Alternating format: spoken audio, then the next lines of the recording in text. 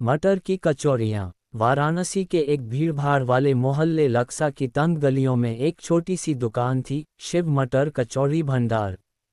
इस दुकान की खास बात थी वहाँ की गर्मा गर्म मटर की कचौरियाँ। लेकिन जो इस दुकान के पीछे की असली कहानी थी, वो किसी ने नहीं सुनी थी।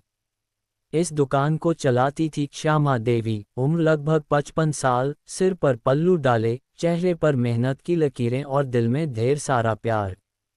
वो सुबह 4 बजे उठ जाती, ताज़ा मटर छीलती, आटे में नमक हींग मिलाकर कचौड़ी का आटा गूंथती और फिर ठेले पर अपनी छोटी सी कढ़ाई चढ़ा देती।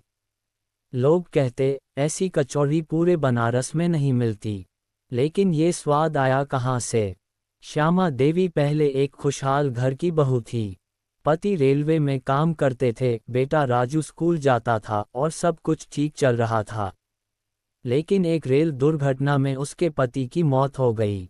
पेंशन बहुत कम मिली और ससुराल वालों ने उसे घर से निकाल दिया। राजू तब सिर्फ 10 साल का था। श्यामा को समझ नहीं आ रहा था कि अब क्या करेगी। एक दिन उसने अपने झोले में थोड़ा सा मटर और आटा लेकर सोचा, क्यों ना कचौड़ी बनाकर बेची जाए। उसने किसी से उधार लेकर एक छोटी सी ठेली खरीदी और अगले दिन लक्सा चौराहे पर जाकर पहली बार अपनी मटर की कचौड़ियाँ बेची। 2 कचौड़ी और आलू की सब्जी सिर्फ 5 रुपये में। शुरुआत में लोग हंसते थे, एक औरत कचौड़ी बेचेगी। लेकिन धीरे धीरे जैसे ही लोगों ने उसका स्वाद चखा, उसकी ठेली के आगे भीड़ लगने लगी। उसकी कचौरियों में जो मटर का भरावन होता था, उसमें हींग, सौंफ, धनिया और घर की पिसी हुई गरम मसालों की खुशबू होती।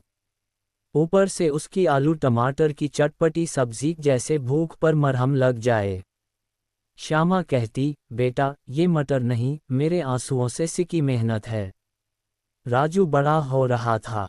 माँ चाहती थी कि वो पढ़े लिखे और बड़ा आदमी बने।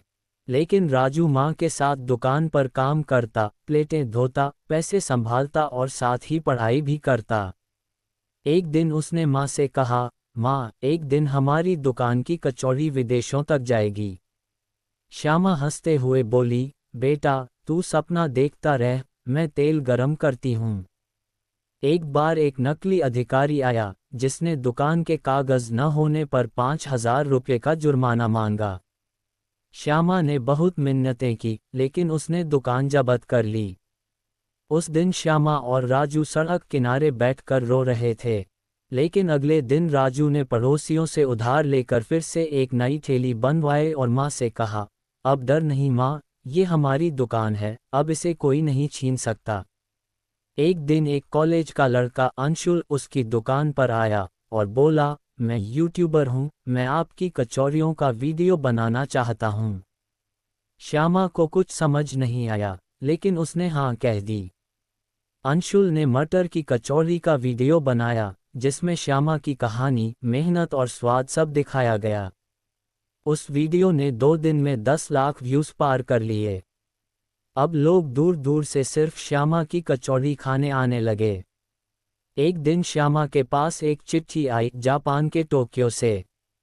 वहां रहने वाले एक भारतीय ने उसका वीडियो देखा था और अपनी रेस्टोरेंट चेन में उसका मेन्यू डालना चाहता था, बनारसी मटर कचौरी बाय श्यामा देवी।